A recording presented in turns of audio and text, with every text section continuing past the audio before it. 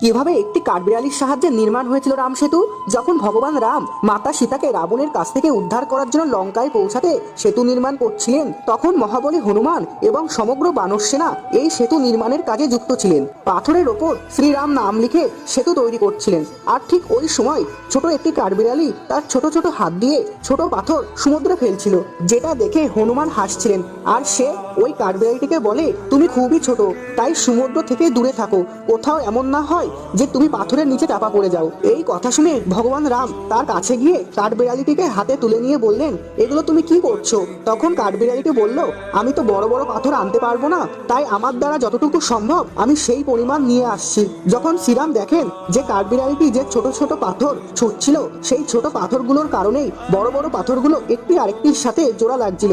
আর সেই কারণেই শ্রীরাম কাঠবিড়ালিটিকে তার পৃষ্ঠে 3টি রেখা এঁকে দেয়, যা আজও বর্তমানে দেখা যায়।